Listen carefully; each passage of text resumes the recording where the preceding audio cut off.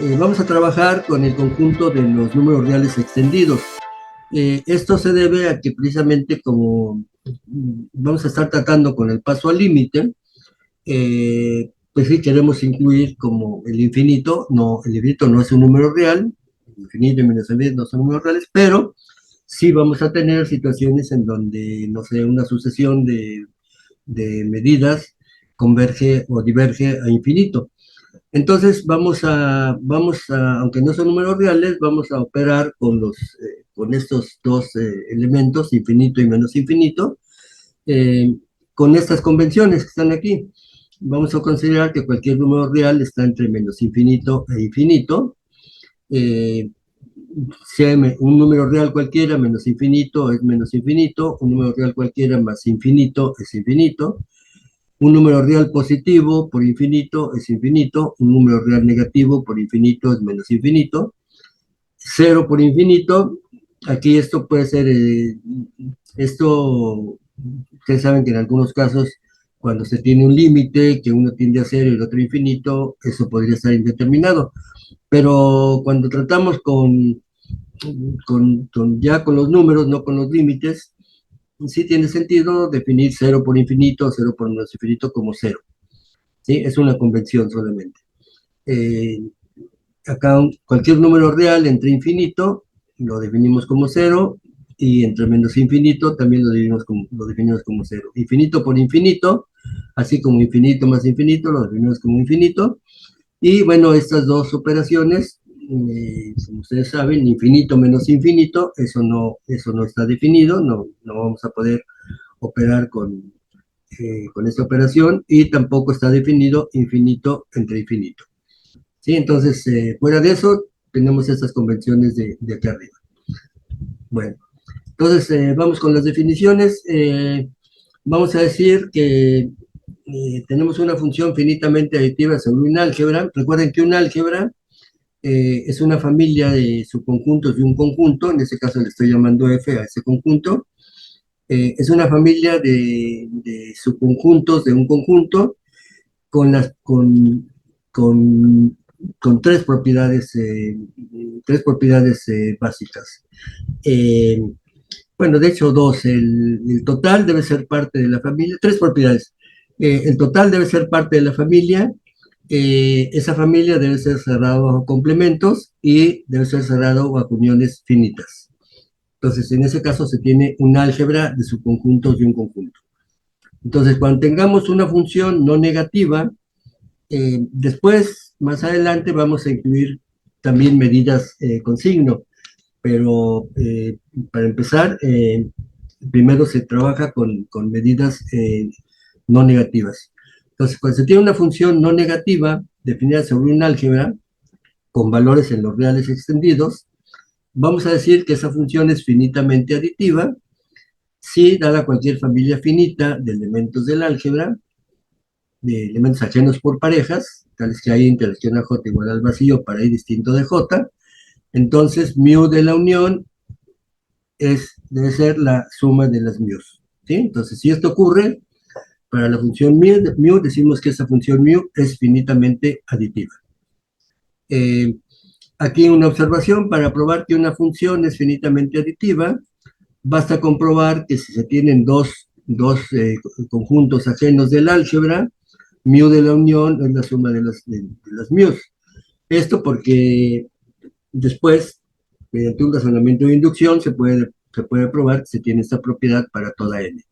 ¿Sí? Primero se hace para tres, se agrupan dos de ellos y se une con un tercero, entonces se aplica la propiedad para dos, y luego se vuelve a aplicar la propiedad para dos, y ya se tiene la propiedad para tres conjuntos, y así sucesivamente. Formalmente, pues sería con un razonamiento de inducción. Si se tiene la propiedad para dos conjuntos ajenos, entonces se tiene para cualquier familia finita de conjuntos ajenos por parejas. Bueno, eh, vamos a decir que si se tiene nuevamente un álgebra de subconjuntos de un conjunto, vamos a decir que una función mu definida sobre el álgebra con valores en los reales extendidos es sigma aditiva. Primero, debe ser finitamente aditiva. Y dada cualquier familia infinita numerable de elementos del álgebra ajenos por parejas y tales que la unión esté en el álgebra, ¿sí? Porque aquí hay que pedir que la unión esté en el álgebra para poder calcular mu de la unión, porque esta mu está definida sobre el álgebra y el álgebra no necesariamente cerrada bajo uniones infinitas numerables. Entonces, si tenemos una familia infinita numerable de elementos del álgebra ajenos por parejas y la unión de ellos pertenece al álgebra, entonces mu de la unión debe ser la serie de las mu's.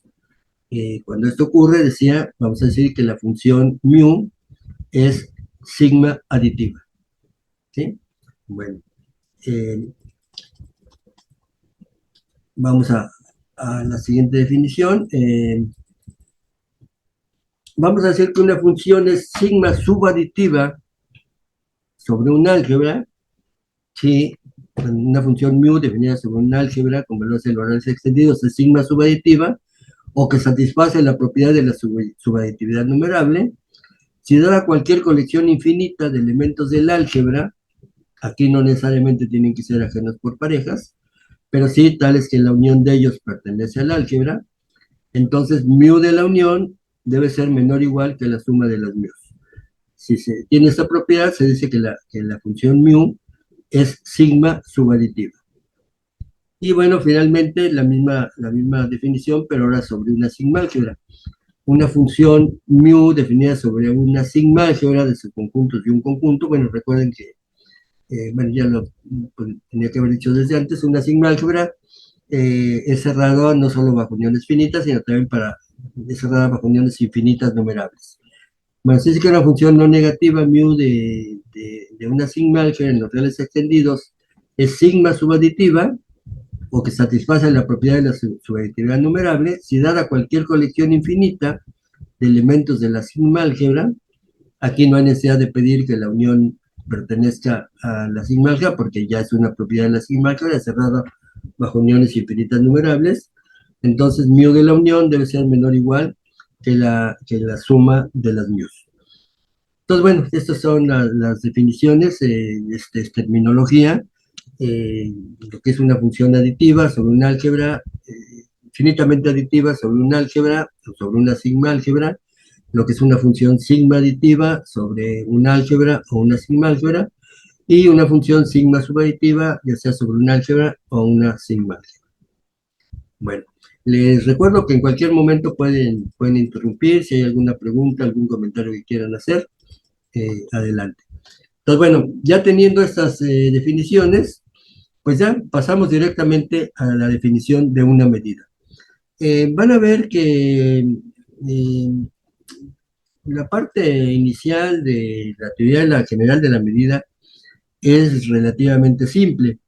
Hay dos o tres resultados con los que hay que tener cuidado, pero digamos, como ya está puesta en limpio, pues es más fácil entenderla, ¿no? Cuando todavía no se desarrollaba, bueno, pues se estaban buscando cuáles eran las propiedades.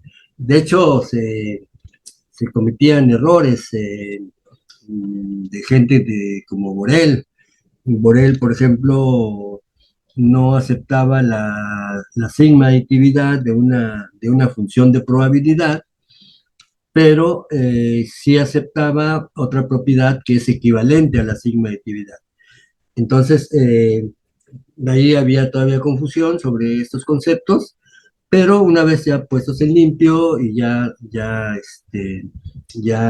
ordenados de manera clara, pues van a ver que es relativamente simple. Bueno, entonces, si tenemos un conjunto cualquiera eh, y una sigma álgebra de subconjuntos de ese conjunto, vamos a decir que una función no negativa mu definida sobre la sigma álgebra con valores en los reales extendidos es una medida, si esa función es sigma aditiva y la medida del vacío es cero. Eso es todo lo que le pedimos a una función definida sobre una sigma álgebra para llamarle una medida, que sea sigma aditiva y que la medida del vacío sea cero. No hay más, no hay más, o sea, esa es la definición una medida.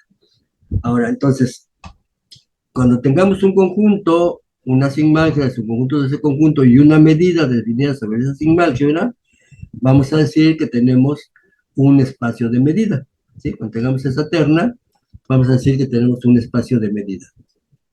Eh, Ahora, esto también es una definición nada más para de terminología. Si tenemos un espacio de medida, diremos que esta medida mu es finita si mu del total es finito, es un número real. Diremos que mu es sigma finita si existe una colección infinita numerable de conjuntos de la sigma álgebra, tales que la unión de ellos es el conjunto total y la medida de cada uno de esos conjuntos es finita.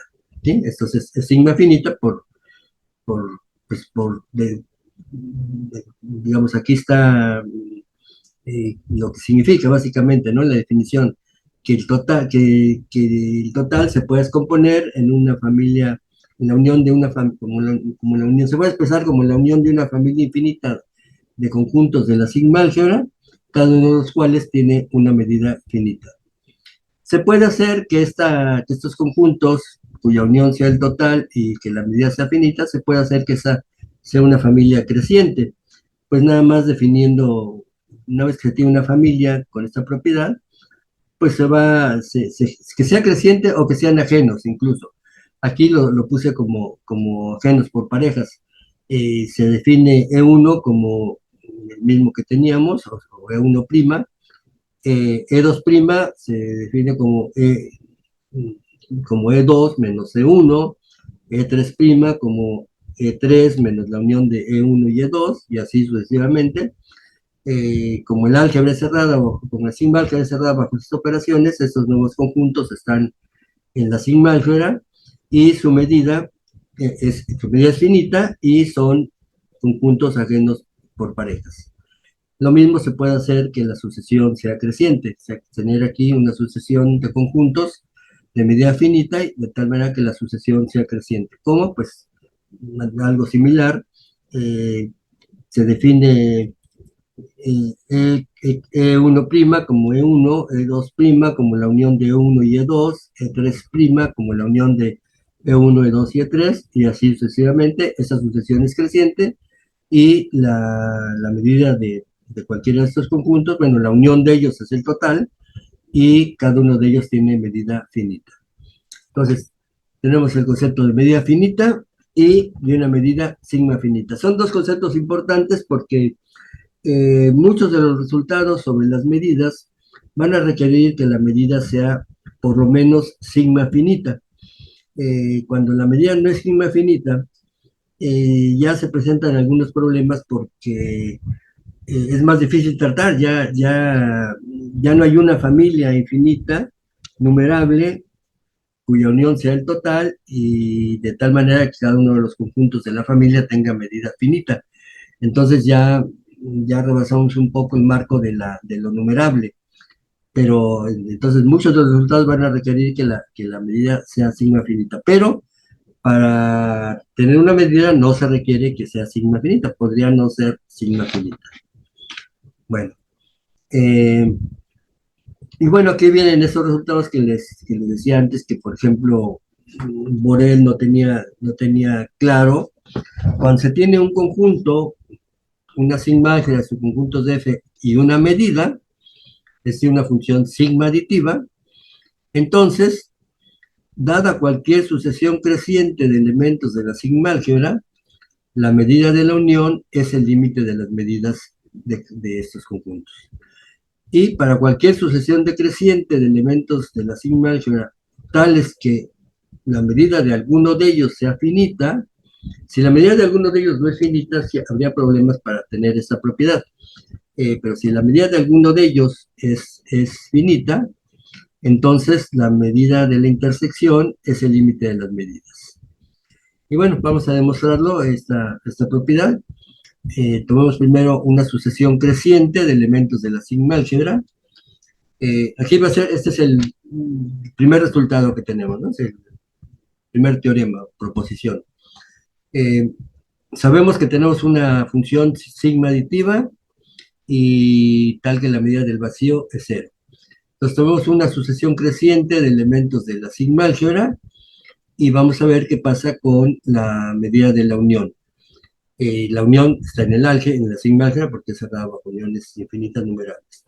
Bueno, primero, fíjense que si la medida de alguno de ellos, de alguno de estos conjuntos es infinito, entonces la, el límite de las medidas, bueno, porque, bueno, aquí de hecho me faltó decir una cosa, eh, cuando se tiene una medida, decía que es sigma aditiva, eh, en particular es finitamente aditiva, y entonces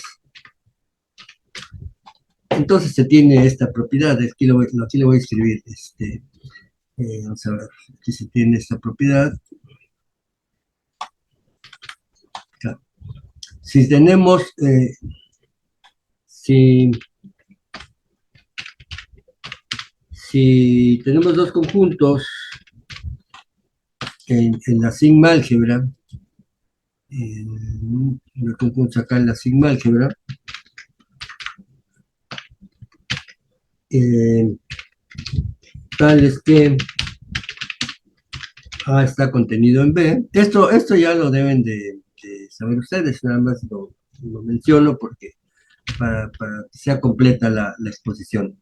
Tales que A contenido en B, entonces se tiene que mu de A, mu de A, mu de, mu de A es menor o igual, o sea, menor o igual, acá está menor o igual, que mu de B.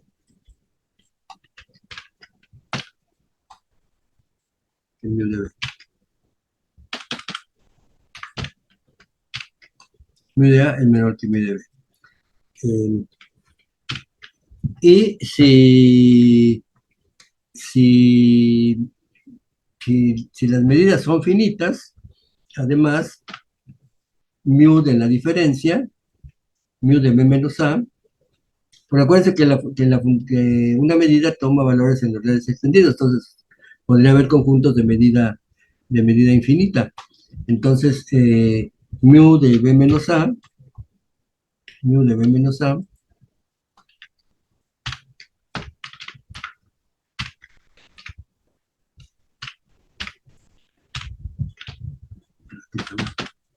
mu de B menos A, aquí es la diferencia de las mu's. Mu de B menos mu de A.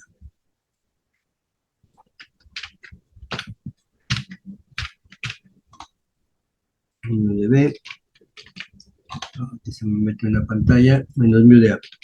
Ahí. ¿Sí? Entonces, bueno, entonces ya regreso a esto de acá. Bueno, ¿esto por qué? Porque esta propiedad es muy fácil de demostrar, ¿no? Esta que mu de A es menor o igual que mu de B, pues simplemente porque B se puede expresar como A unión B menos A, ¿sí? Como B se puede expresar como A unido con B menos A, con B menos A. Y como A y B menos A son ajenos por parejas, la medida de esta unión es la suma de las medidas, y como la mu de B menos A es no negativa, entonces resulta que mu de B es mayor o igual que mu de A, ¿sí? Y si estamos con medidas finitas, entonces simplemente despejamos mu de B menos A y tenemos mu de B igual a mu de B menos mu de A. Bueno, entonces eso viene porque acá eh, eh, si mu de AN es infinito, volvemos a la proposición, ¿no? Tenemos una sucesión no decreciente, perdón, una sucesión creciente de elementos de la sigma álgebra y queremos ver qué pasa con la medida de la unión de esos elementos. Si la medida de alguno de ellos es infinito, entonces el límite de estas medidas es infinito, porque si uno de ellos tiene medida infinita, los que le siguen, que son más grandes que tiene medida infinita, pues también van a tener medida infinita y entonces el límite es infinito. Y la medida de la unión, pues como la unión contiene a este que tiene medida infinita, pues también es infinito, y entonces se tiene que, que la medida de la unión, las dos son infinitas, la medida de la unión y ese límite es infinita, entonces la medida de la unión es el límite de las medidas, ¿sí? Entonces, si uno de los conjuntos, si alguno de los conjuntos tiene medida infinita, pues es muy fácil demostrar la igualdad seguida. Entonces vamos a suponer que la medida de cada uno de estos conjuntos es finita. Y entonces, bueno, lo que vamos a hacer es, esto es un método que es muy común, los que han estudiado probabilidad lo deben de conocer. Eh, Como lo que tenemos es la sigma aditividad, es decir, sabemos que que la medida de una familia infinita numerable de conjuntos ajenos por parejas es la suma de las medidas. eh, para tratar con otro tipo de uniones, pues la idea es transformar esa unión en una unión de conjuntos ajenos por parejas. Esto se hace mucho en probabilidad para poder calcular probabilidades. Entonces, ¿cómo se hace eso? Bueno, pues tenemos una sucesión creciente. Entonces, queremos a partir de ahí construir una sucesión de conjuntos ajenos por parejas para poder aplicar la sigma aditividad. Entonces, definimos B1 como A1 y luego de 2 en adelante definimos Bn como An menos el anterior, menos N menos 1. Si se fijan, este es un anillo, ¿no? Si se imaginan los conjuntos A1, luego A2 que es más grande que A1, A3 más grande que A2, al tomar la diferencia de AN con AN menos 1 nos queda lo que está entre AN y AN, lo que está en AN pero no está en AN menos 1. Digamos, lo podemos imaginar como si fuera un anillo. Entonces, estos conjuntos Bn pertenecen a la sigma álgebra porque es cerrada bajo las operaciones de unión, de intersección, mientras sean finitas o finitas numerables, es cerrada bajo todas esas operaciones. Y estos ya son ajenos por parejas porque pues, le estamos quitando a cada uno el anterior, nos queda A1, que es el primero, luego el anillo A2 menos A1, luego el otro anillo A3 menos A2, etcétera. Entonces, los conjuntos son ajenos por parejas y entonces ya sabemos que hay además la unión de todos estos, de los conjuntos Bn, pues es la unión de los ANs. Entonces ya tenemos expresada la unión de los ANs como una unión de eventos que son ajenos por parejas. Entonces a los Bns ya los podemos aplicar la sigma aditividad.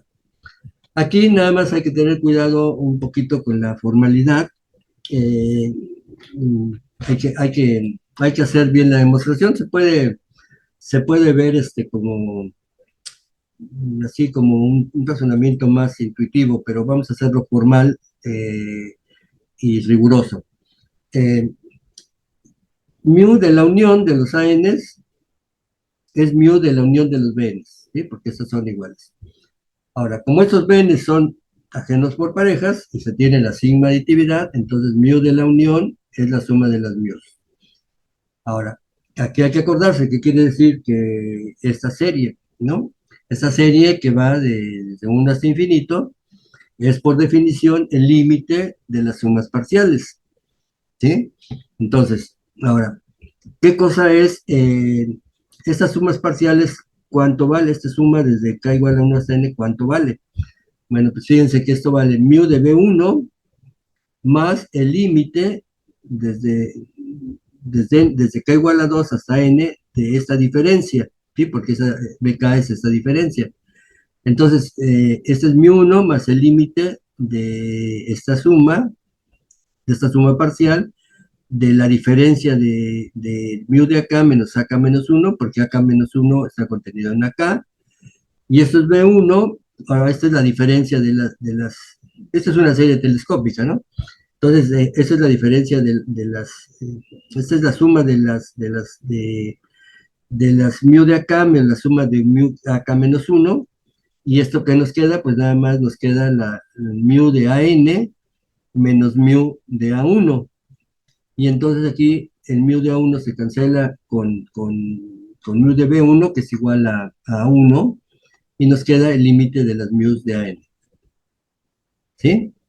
Entonces, nada más, en sí, la idea ¿cuál es? La idea es que estos BN son AN menos AN menos 1, entonces lo que tenemos es mu de A1 más mu de A2 menos mu de A1, más mu de A3 menos mu de A2, más mu de A4 menos mu de A3, entonces se van cancelando todos y eh, solo va quedando el último, el mu de AN. Entonces, de manera que, pues lo que se obtiene ya, por eso decía yo que hay que tener cuidado aquí con la formalidad, en ver la serie como un límite de sumas parciales para obtener efectivamente que mu de la unión de los ANs es el límite de las mu's de AN. Bueno, cualquier cosa que no se entienda, pregunten, ¿eh? Vamos con el otro resultado. Si tenemos una asociación decreciente de elementos de la sigma álgebra tales que uno de ellos tiene medida finita, entonces, bueno, lo que vamos a hacer es fijarnos en la intersección a partir de ese que tiene medida finita. Porque como es la intersección, pues los primeros no van a importar. La intersección de todos va a ser la intersección de todos a partir del elemento AN. Entonces, bueno, pues nos vamos a fijar nada más a partir de esta N, por eso nos fijamos en K, N más 1, N más 2, etcétera, y para eso definimos BK como N menos AK. Aquí ya estamos trabajando con conjuntos de medida finita, porque como es una sucesión decreciente y mu de AN es finito, entonces mu de AN más 1 también es finito, mu de AN más 2 es finito, etcétera. Entonces aquí tenemos una diferencia de conjuntos de medida finita, y entonces mu de BK es mu de AN menos mu de AK. Entonces, ahora, entonces la sucesión, si tomamos a partir de aquí que estoy haciendo, tomo AN menos 1,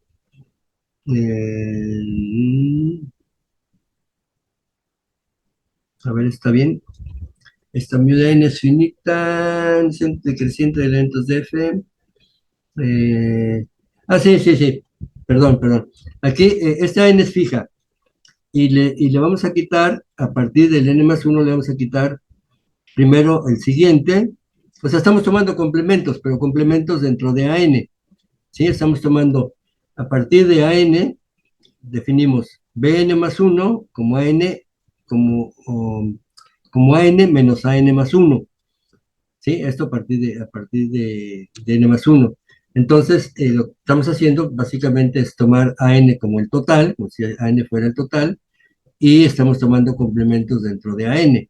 De manera que la sucesión que era decreciente, la sucesión de los a n's, se vuelve una sucesión creciente, esa sucesión de las BKs. Entonces, esa sucesión a partir de n, con n natural, es una sucesión creciente. Y la unión de estos bn's pues es AN, aquí además es una operación de conjuntos, sería AN menos la intersección de todos estos. Entonces, a partir del N más 1, ¿no? Entonces, mu de la intersección, eh, viene siendo la mu de la intersección desde N más 1, como les decía, porque los primeros no cuentan para la intersección, pero mu de la intersección, como la intersección es AN, esto es mu de AN menos mu de la unión, es jugar con los complementos nada más, y esto es mu de AN menos el límite de estos, porque para la unión ya probamos, para una sucesión creciente ya probamos que la mu de la unión es el límite de las mu's, entonces nos queda mu de AN menos el límite de estas mu's, pero estas mu's, mu de Bn más n, es mu de An menos mu de An más n, n minúscula, pero esto es la diferencia de las mu's, entonces mu de An se cancela, y lo que nos queda es el límite de mu de An más n, que es el mismo que el límite de mu de An. Y entonces ya está probado que cuando se tiene la asociación decreciente de elementos de la sigma álgebra tales que alguno de ellos tiene medida finita, entonces mu de la intersección es el límite de las mu's. A ver, hasta aquí, ¿alguna pregunta? ¿Está claro?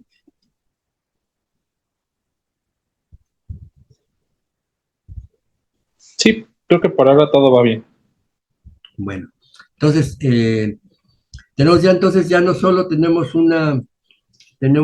sí, está bueno, perfecto. ya no solo tenemos la sigma aditividad, sino que tenemos ya que tenemos una sucesión creciente de elementos del álgebra, la medida de la unión es el límite de las medidas, y si tenemos una sucesión decreciente de elementos de la sigma álgebra, tales que a partir de algún momento las medidas son finitas, entonces la medida de la intersección es el límite de las medidas. Y bueno, este resultado se puede generalizar, eh, porque esto como que deja ver que la sigma aditividad nos da una especie de continuidad, ¿sí? Cuando se tiene una sucesión creciente de conjuntos, se puede decir que el límite de esa sucesión creciente es la unión. Cuando se tiene una sucesión decreciente de conjuntos, el límite de esa sucesión es la intersección. Y lo que estamos viendo es que la medida de la unión es el límite de las medidas, es decir, en un cierto sentido hay como una continuidad, una propiedad de continuidad. No es una continuidad como la de los espacios métricos, ¿no? Porque aquí no está definida ninguna métrica, no está definida ninguna topología, pero sí nos da una idea de de una determinada continuidad. Y bueno, esto se puede generalizar a una propiedad eh, más amplia que la que acabamos de demostrar, y en sí estas definiciones que voy a dar son importantes porque son muy utilizadas para demostrar, sobre todo en la teoría de procesos estocásticos, son muy utilizadas para demostrar, no sé, que una cierta sucesión converge uniformemente. Parece que no tiene nada que ver, pero sí tiene que ver, utilizando lo que se llama el lema de Morel-Cantelli. Entonces, estos conceptos de límite inferior, cuando se tiene una sucesión, aquí por el momento no tenemos una medida. Si tenemos un conjunto y una sucesión de subconjuntos de ese conjunto, se define lo que es el límite inferior de esa sucesión de esta manera. Se toma la intersección, se toma para cada n, perdón, la intersección de todos estos conjuntos desde n hasta infinito.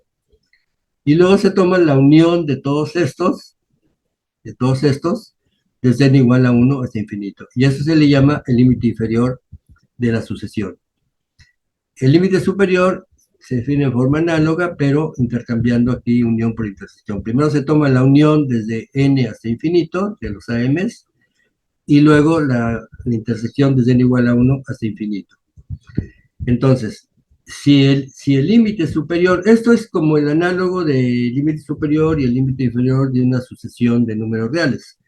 Y al igual que allá, vamos a decir que cuando el límite superior de una sucesión de conjuntos coincida con el límite inferior, vamos a decir que la sucesión converge, y al valor común de estos dos, que son, cuando estos dos coinciden, la vamos a anotar como el límite de la sucesión a n. Entonces vamos a decir que una sucesión de conjuntos tiene un límite cuando el límite inferior y el límite superior de esa sucesión sean iguales, ¿sí?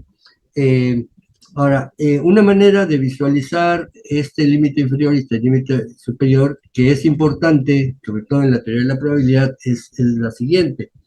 El límite inferior de una sucesión a n, de subconjuntos de un conjunto, es el conjunto formado por todos los elementos en esta F, tales que existe n en n, tal que x está n, tal que x está en n a partir de alguna n. ¿Sí? Porque fíjense, límite inferior, ¿qué quiere decir? Límite inferior, si una x está en el... Este es un conjunto, ¿no? O sea, el límite inferior de AN es un conjunto. Si una x está en el límite inferior de AN, quiere decir que está en esta unión.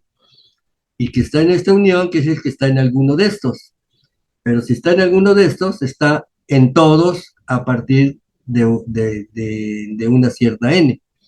¿Sí? Entonces, el límite inferior es precisamente el conjunto formado por todos los elementos en F, tales que X pertenece a AN a partir de cierta n. O sea, a partir de cierta n está en todos los conjuntos.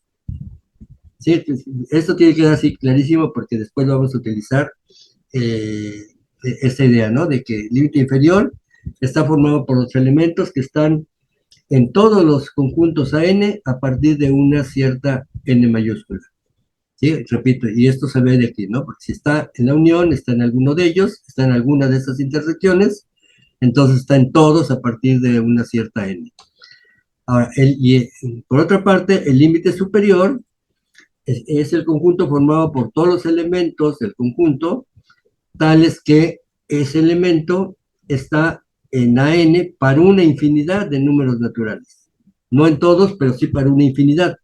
¿Por qué? Porque si una X está en el límite superior, entonces está en esta intersección. Es decir, para cualquier N, X está en esta unión. Pero si está en esta unión, pues está en alguno de ellos.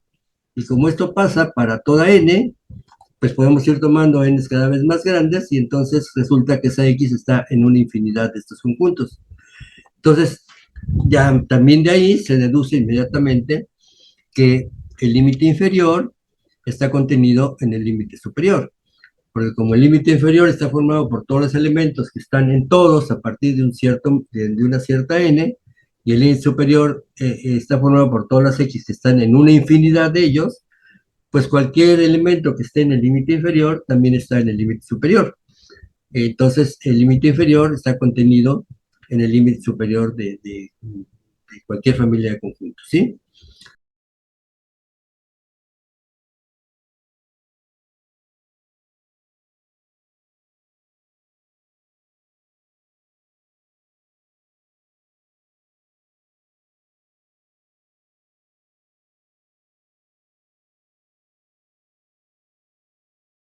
Primero vamos a definir, o sea, dada una sucesión de números reales, vamos a decir que un número real X es punto límite de esa sucesión si existe una subsucesión de esa sucesión que converge a X. Eh, eso es para el caso de un número real X. También diremos que infinito o menos infinito es punto límite de xn si existe una subsucesión de la sucesión que diverge a infinito o a menos infinito. Entonces, infinito y menos infinito pueden ser puntos límite de la sucesión. Bueno, esa es la definición. Un resultado importante, que se le conoce como el teorema de Gonzalo-Ballestras, es que si una sucesión de números reales está acotada, entonces existe por lo menos un número real de x que es punto límite de xn. Esta es una propiedad que se puede extender al caso de Rn y bueno, de hecho se puede extender más al caso de los conjuntos compactos, pero bueno, ahora lo vamos a probar aquí para el caso de una sucesión de números reales acotada. Y vamos a probar que esa sucesión tiene por lo menos un punto límite. La demostración es muy sencilla, está basada, el método es un método clásico. Eh, Tomamos un número real positivo m, tal que m es cota de la sucesión, o sea, el valor absoluto de xn es menor o igual que m para cualquier número natural. Y entonces vamos a definir una sucesión de intervalos que van a estar encajados, es decir, in va a contener a in más 1.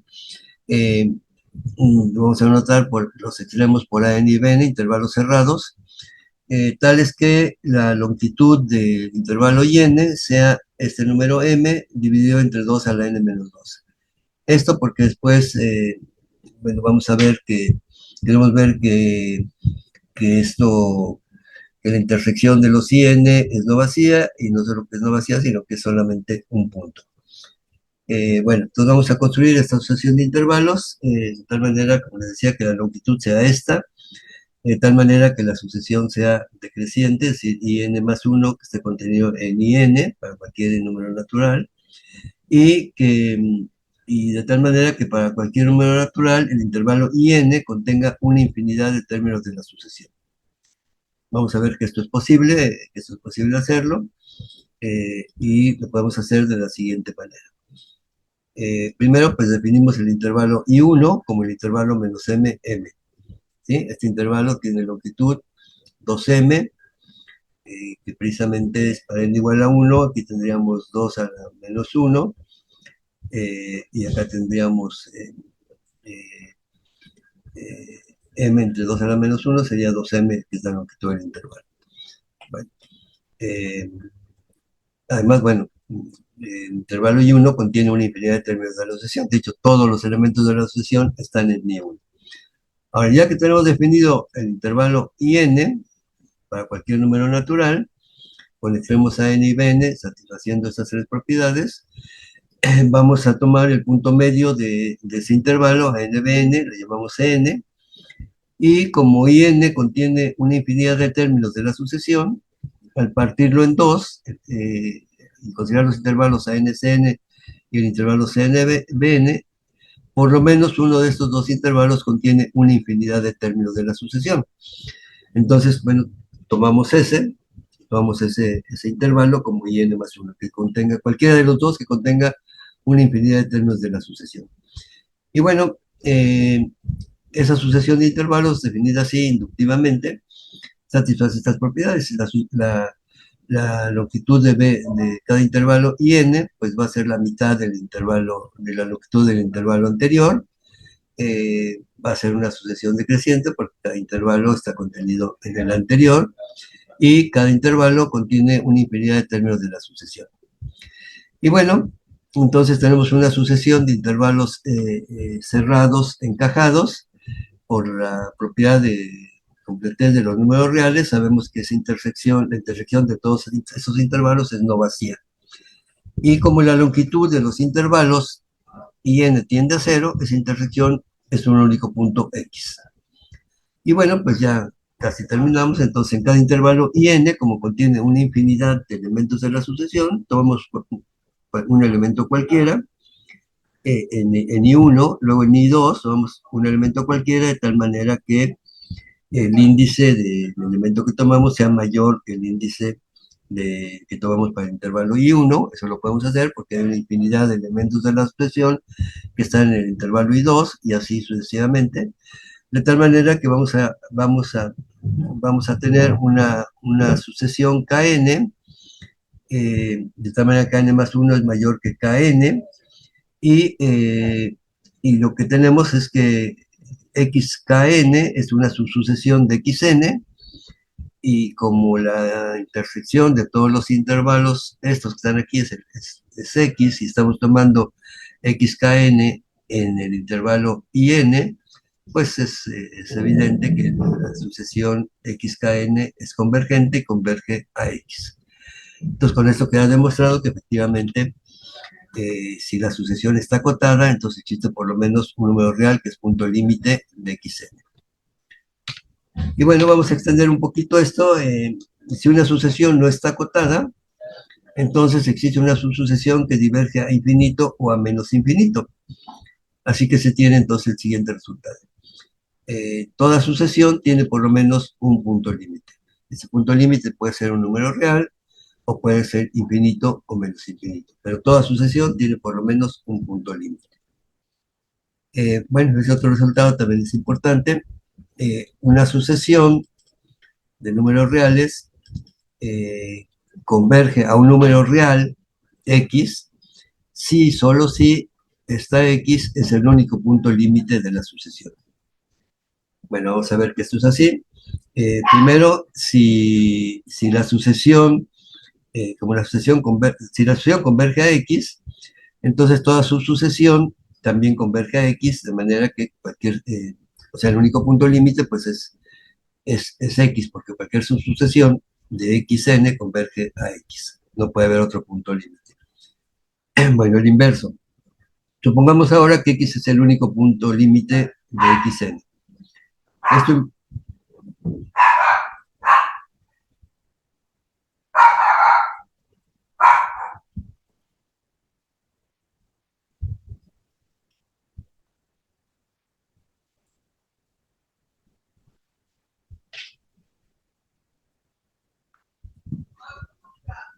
Bueno, vamos a ver ahora el inverso. Vamos a suponer que X o sea, X, un número real, es el único punto límite de la sucesión. En particular, esto implica que la sucesión está acotada, porque de otra forma, infinito o menos infinito sería también un punto límite. y estamos asumiendo que hay un único punto límite.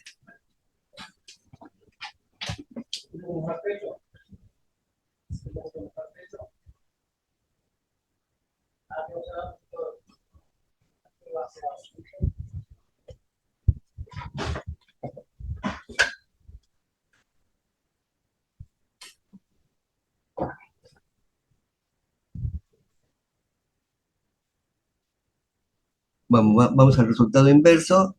Supongamos que ahora que el número real x es el único punto límite de la sucesión. Esto en particular implica que la sucesión está acotada, porque si no estuviera acotada, infinito o menos infinito sería también un punto límite, y estamos suponiendo que x es el único punto límite de la sucesión. Entonces la sucesión está acotada, y bueno, supongamos ahora que la sucesión no converge a x. ¿Qué quiere decir eso? Que no converge a x. Bueno, quiere decir que no se cumple la condición de convergencia. Existe una épsilon, tal que para cualquier n en n existe una n mayor que n, tal que x que difiere de x, tal que la distancia de x en x es mayor o igual que epsilon. ¿Sí? Esto estamos negando la condición de convergencia. Entonces podemos tomar una sucesión creciente de números naturales, como para cada n,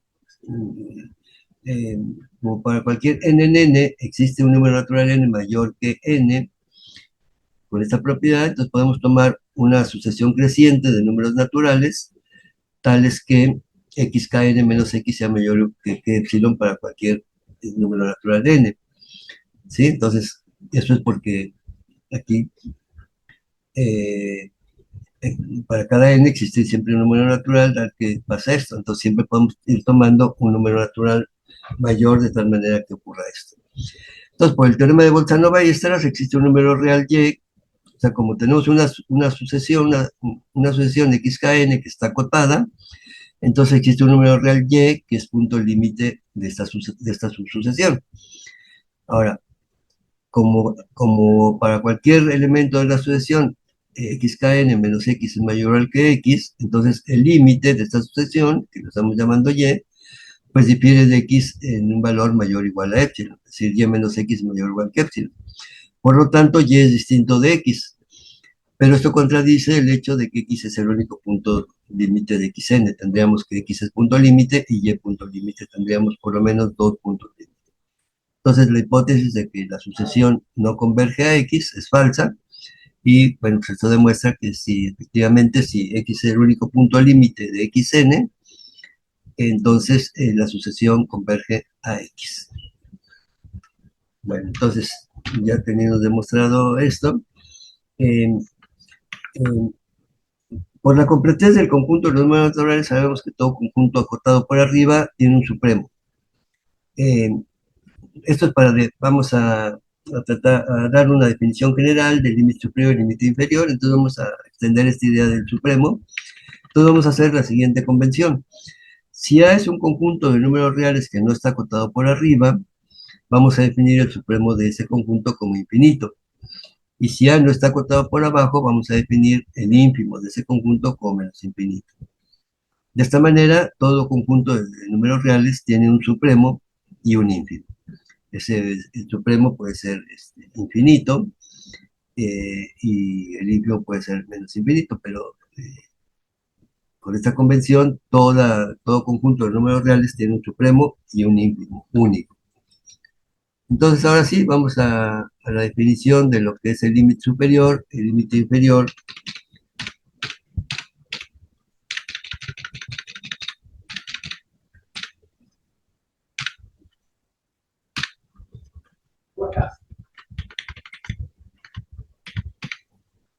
Entonces, ahora sí, vamos a la definición del límite superior e inferior de una sucesión.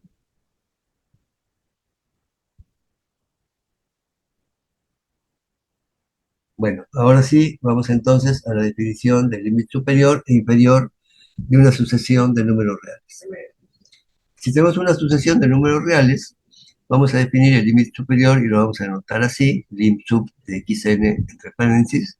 En algunos libros van a encontrar que también se usa la palabra lim, la abreviación lim, con una rayita arriba, indicando que es el límite superior, y el límite inferior con una rayita abajo. Entonces, aquí vamos a ver esa notación, lim sub de xn y lim inf de xn. Entonces, vamos a tomar el conjunto de números reales, el conjunto de elementos de los reales extendidos, tales que x es punto límite de la sucesión. Ya habíamos visto que un punto límite puede ser un número real, o puede ser infinito, o puede ser menos infinito. Entonces tomamos el conjunto de todos los puntos límite. Y con la convención que hicimos, ese conjunto tiene un ínfimo y tiene un supremo. Entonces, al ínfimo de ese conjunto, a ese es a lo que vamos a llamar el límite inferior de la sucesión, y al supremo de ese conjunto es a lo que vamos a llamar el límite superior de la sucesión. Eh, Siempre existe, como acabamos de ver, por esta convención que estamos haciendo. Entonces, y bueno, la definición es muy clara, el ínfimo del conjunto de puntos límite, ese es el límite inferior, y el supremo del conjunto de puntos límite, ese es el límite superior. Eh, Vamos a probar más adelante que este ínfimo y este supremo del conjunto de puntos límite también es un punto límite. Pero bueno, eso lo vamos a probar más adelante. Como el límite superior es el ínfimo de este conjunto, el límite superior es el supremo del mismo conjunto, entonces siempre se tiene que el límite inferior es menor o igual que el límite superior. Y por la proposición que demostramos antes, eh, las sucesiones convergentes sí, solo si el límite superior es igual al límite inferior y ese es un elemento de R. Porque si el límite inferior y el límite superior son iguales, entonces hay un único punto límite y ese punto límite es un número real. Entonces ya probamos antes que si tenemos una sucesión de tal manera que un número real X es el único punto límite, entonces la sucesión converge a ese único punto límite. Entonces, el resultado es una sucesión es convergente si, solo si el límite inferior es igual al límite superior y estos ínfimos y este supremo son,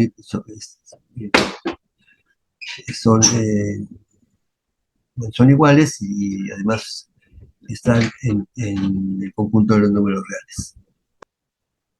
Bueno, con esto ya tendríamos definido el límite superior, límite inferior de una sucesión y tendríamos un criterio para saber cuándo una sucesión es convergente utilizando esos conceptos.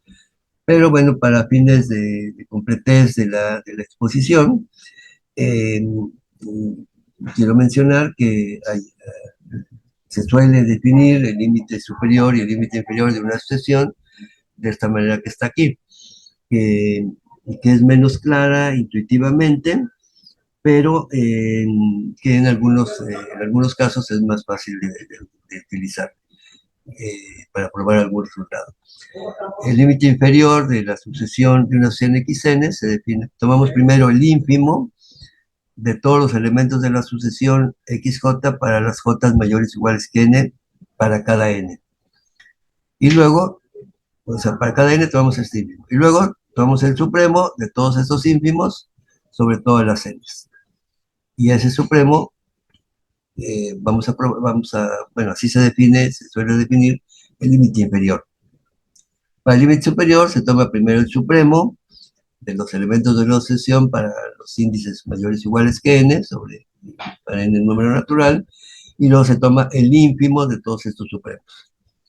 Bueno, vamos a probar que estas definiciones que se dan del límite inferior y límite superior son equivalentes a la definición que dimos antes de estos mismos conceptos. Y bueno, bueno, vamos a demostrar esto para una sucesión acotada. Esto para simplificar, porque de hecho vamos a utilizar estos conceptos solamente para sucesiones acotadas. Si requerimos usarla para sucesiones no acotadas, bueno, ya veríamos el resultado para sucesiones no acotadas. Bueno, si tenemos una sucesión acotada de números reales, entonces el límite inferior es un punto límite, lo que les decía antes, es un punto límite de la sucesión, o sea, es el ínfimo de los puntos límite y es también un punto límite. Y además, la definición que dimos coincide con esa definición que escribí antes. Lo mismo para el límite superior es un punto límite de la sucesión y la definición que dimos coincide con la que escribí aquí arriba, con esta que está aquí. Límite inferior definido así, límite superior definido así. Y bueno, vamos a demostrar este resultado. Vamos a comenzar con el punto número 1, que se refiere al límite inferior de la sucesión, que nosotros definimos como el ínfimo de los puntos límite de la sucesión. Y esta otra definición. Bueno, vamos a tomar esta definición y vamos a llamar aquí Zn a esta parte, Zn el ínfimo de las xj para j mayor o igual que n, y eso para cada número natural n. Fíjense que esta sucesión Zn es no decreciente. Puede ser constante o crecer, pero nunca decrecer, porque el ínfimo, este conjunto cada vez tiene menos elementos, entonces el ínfimo se puede mantener constante o crecer, pero no decrecer. Entonces tenemos una sucesión no decreciente que está acotada, por lo tanto es convergente. Vamos a llamar z al límite de esa sucesión, es un número real, la sucesión está acotada, y además, bueno, lo que se tiene es que el límite de Zn es el supremo, o sea, como es una sucesión no decreciente, entonces converge al supremo de los valores de los términos de la sucesión. Entonces, el supremo de esto, ¿no? Entonces, esta z es precisamente lo que está definido aquí como el límite inferior, ¿sí? Pero bueno, vamos a ver que efectivamente esta z coincide con el límite inferior como lo definimos antes. Bueno, entonces, como z es el límite de las zn, entonces, dada cualquier epsilon, existe un número natural tal que Zn está entre z menos epsilon y z para cualquier n mayor o igual que n.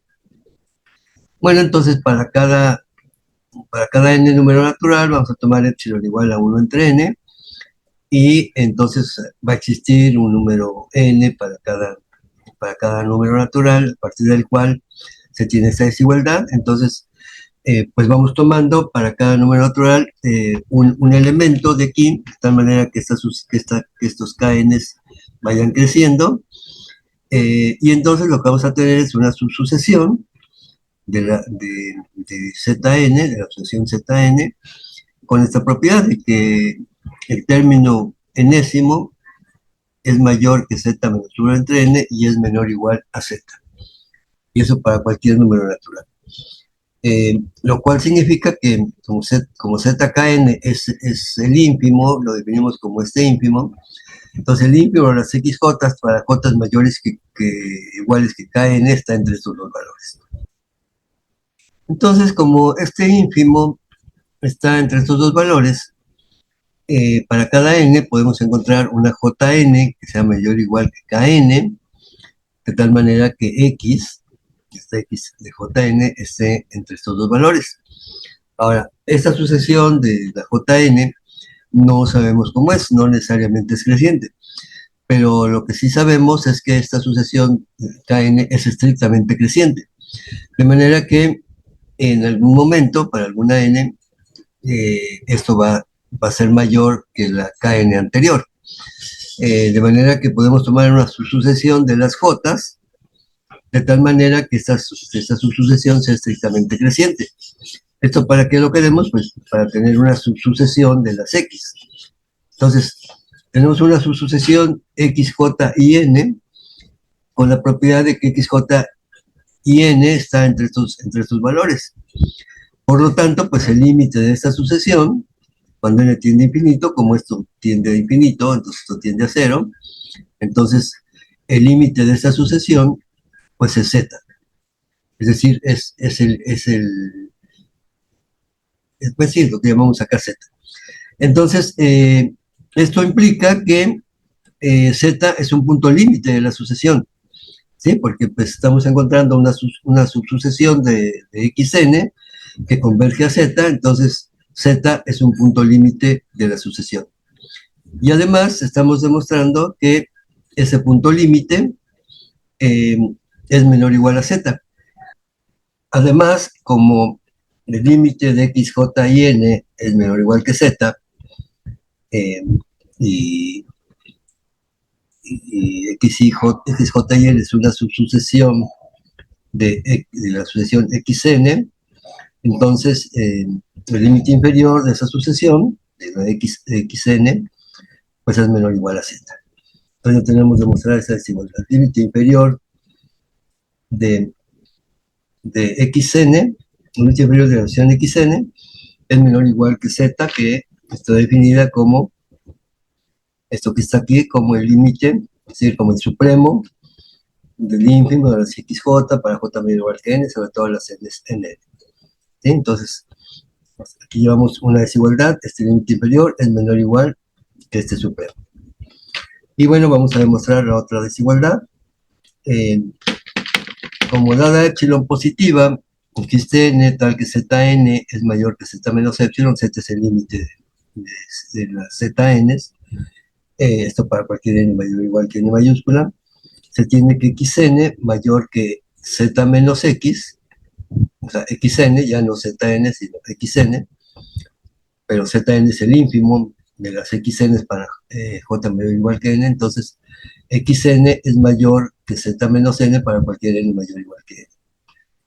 Por lo tanto, si xkn es una subsucesión convergente de xn, se tiene que el límite de esta subsucesión es mayor o igual que z menos epsilon. Y esto vale para cualquier epsilon positiva. Por lo tanto, el límite de xkn es mayor o igual que z. Es decir, cualquier punto límite de la sucesión xn es mayor o igual que z. Eso quiere decir, entonces, que el límite inferior de la sucesión xn pues es mayor o igual a z. Entonces, el límite inferior de las xn pues resulta ser igual a z. Acá demostramos que es menor o igual a z y aquí que es mayor o igual a z. Entonces igual a z, pero z es el límite de las zns, y si el límite de las zns es este supremo, por lo tanto hemos demostrado que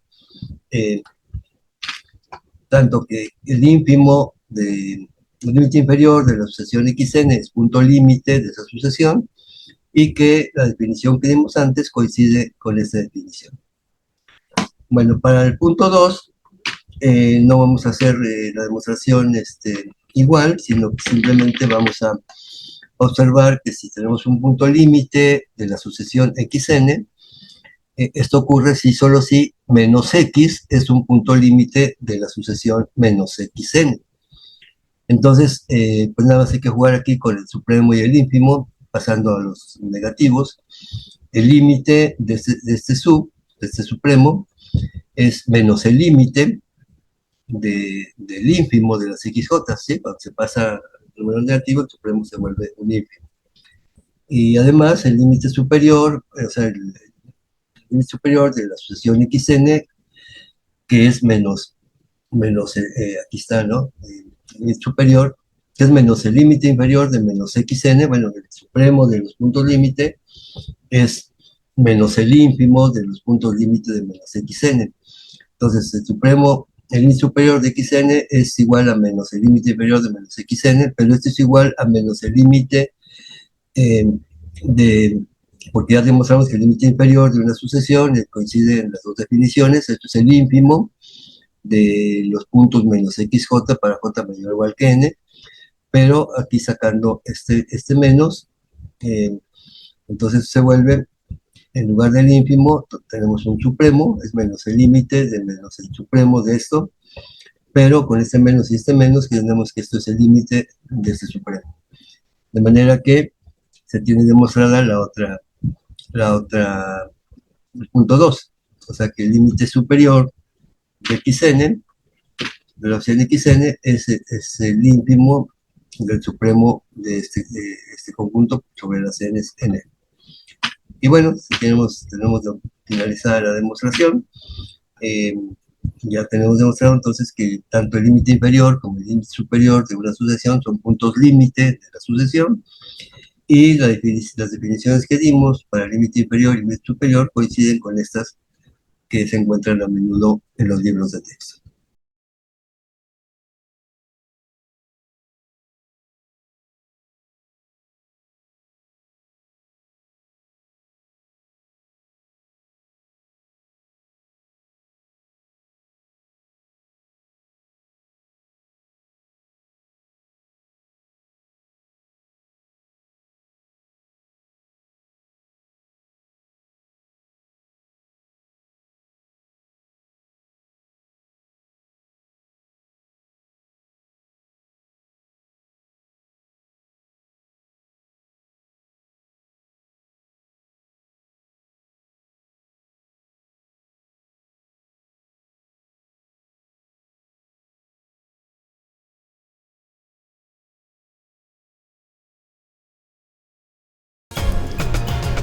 vamos a regresar ahora al estudio de las propiedades que tienen las medidas. Vimos estos conceptos de límite superior y límite inferior de una asociación de números reales para facilitar el entendimiento de lo que sigue. Como se puede ver, los conceptos de límite superior y límite inferior de una sucesión de conjuntos son en un cierto sentido similares a los del límite superior y límite inferior de una sucesión de números reales. De hecho, definimos límites de una sucesión de conjuntos. Es que si tenemos cuando el límite inferior y el límite superior de esa sucesión aquí lo vamos a hacer para una medida finita.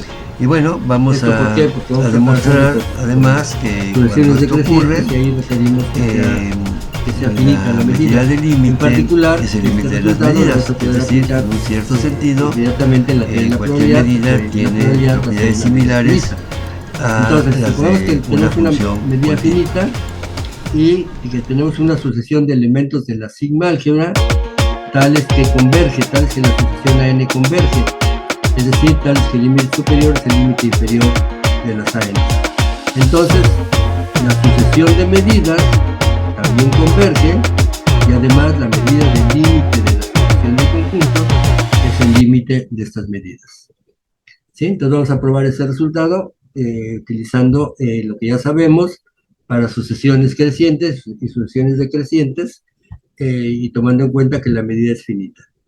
Bueno, vamos a ver. O sea, sabemos que el límite superior es igual al límite inferior. Es decir, que la sucesión de conjuntos n tiene un límite y ese límite lo vamos a llamar A. Bueno, para cada n en n definamos Bn como esto, son los que están acá en la definición, o sea, ya sea estos o estos. Entonces, vamos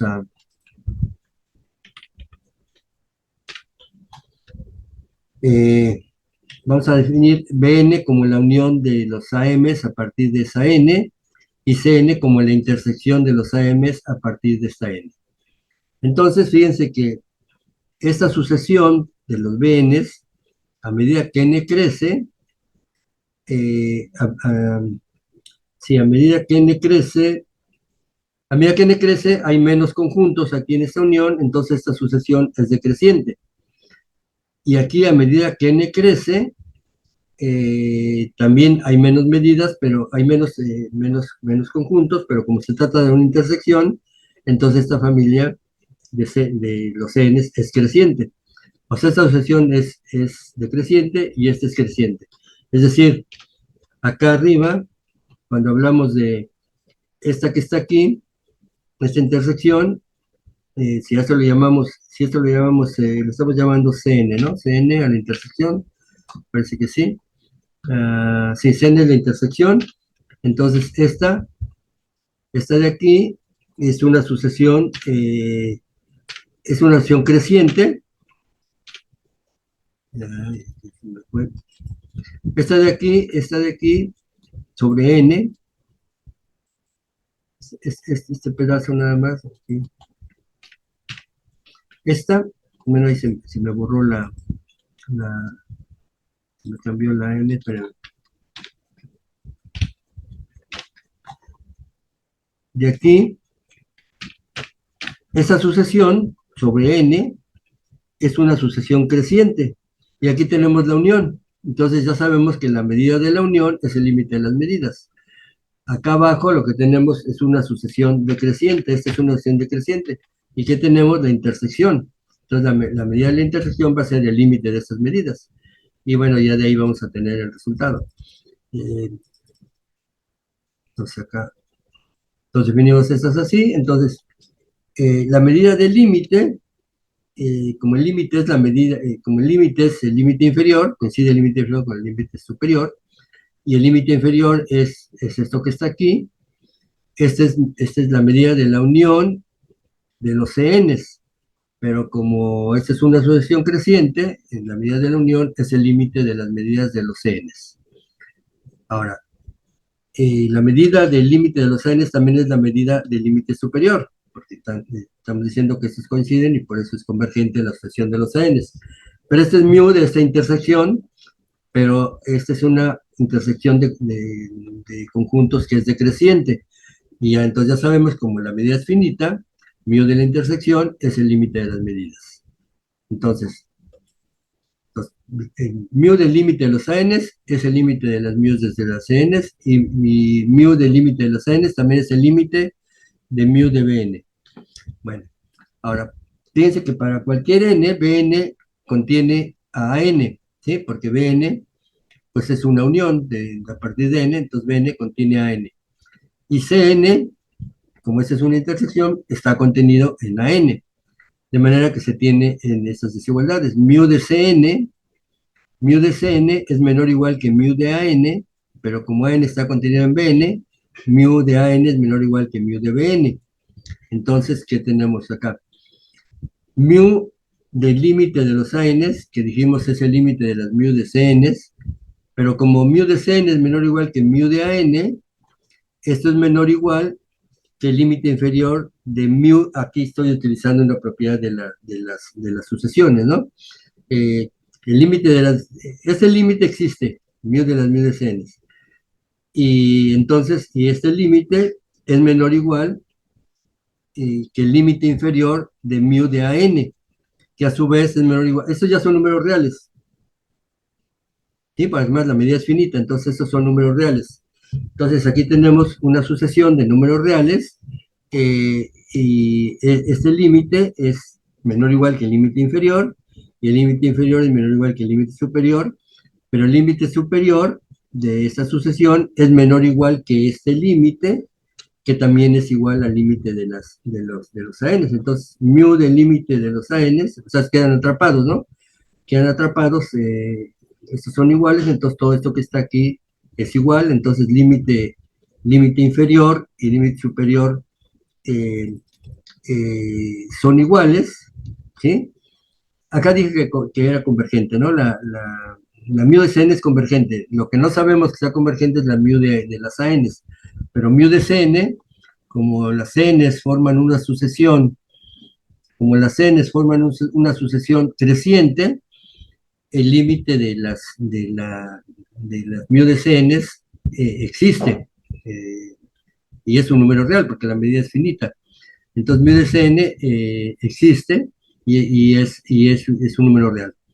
Y lo mismo, el límite de las mu de Bn existe bueno, o sea, es convergente la sucesión. Lo que no sabemos que sea convergente es la mu de An bueno, sí, la mu de An. Pero se tienen estas desigualdades. El límite de mu de Cn es menor o igual que el límite inferior de mu de An. ¿Esto por qué? Porque mu de Cn es menor o igual que el límite inferior de las mu de An por la manera en que está definida Cn. Cn está acá por esa desigualdad, ¿no? Porque se tiene mu de Cn menor o igual que mu de An. Entonces, recuerden que aquí ya estamos con números reales. Cuando se tiene una desigualdad así, mu del límite inferior de esta sucesión, perdón, el límite inferior de esta sucesión es menor o igual que el límite inferior de esta sucesión. Pero como esta sucesión converge, el límite inferior de esta sucesión es el límite de la sucesión. Entonces, el límite de la sucesión es menor o igual que el límite inferior de esta sucesión.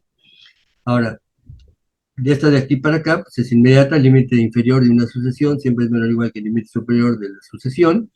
Y el límite superior de las mu de An, como mu de An es menor o igual que mu de Bn, entonces el límite superior de mu de An es menor o igual que el límite superior de mu de Bn. Pero como mu de Bn es convergente, entonces el límite superior es el límite de las mu n's, de manera que entonces se entiende que el límite superior de las mu de An's es menor o igual que el límite de las mu de B's.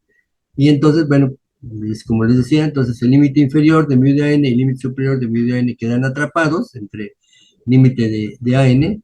Por lo tanto, el límite inferior de mu de An es el límite superior de mu de An y es el límite de esto, de manera que se tiene una sucesión en donde el límite superior coincide con el límite inferior, entonces una sucesión de números reales, donde el límite superior es el límite inferior, por lo tanto esa sucesión converge y además converge al mismo valor que converge, o sea, que converge a este, ¿no? A mu del límite de las ANs. Entonces, por lo tanto, la sucesión mu de AN es convergente y el límite de las mu de ANs, que sería el común de estos dos, es mu del límite de las ANs. Es decir, se tiene esta continuidad que les decía, límite sale, ¿no? Mu del límite de los ANs es el límite de mu de AN. Aquí en resumen, ¿qué tenemos? Que definimos una medida como una función que es sigma aditiva. Y luego vimos que la sigma aditividad implica que se tiene una sucesión creciente, entonces la medida de la unión es el límite de las medidas. Si tenemos una sucesión decreciente en donde a partir de un cierto momento las medidas son finitas, entonces la medida de la intersección es el límite de las medidas. Entonces, a partir de ahí, utilizando estos resultados, vimos que definiendo el límite superior y el límite inferior de una sucesión de conjuntos, que repito, esta interpretación de que el límite inferior está formado por todos los puntos que pertenecen a todos los ANs a partir de una cierta N, a partir de una cierta N mayúscula, ese es el límite inferior. Y el límite superior es el conjunto de puntos que pertenecen a una infinidad de los conjuntos. Bueno, entonces aquí probamos entonces que el límite inferior, que tenemos esa propiedad de que si el límite inferior de una sucesión converge, que si una sucesión de conjuntos medibles, o sea, de la sigma álgebra converge, entonces el límite de la medida del límite de esa sucesión de conjuntos es el límite de las medidas de los conjuntos. ¿Sí? Y en ese sentido podríamos decir que la medida tiene ciertas propiedades de continuidad, ¿no? Se puede intercambiar el límite, la medida del límite es el límite de las medidas. Bueno, hasta ahí vamos.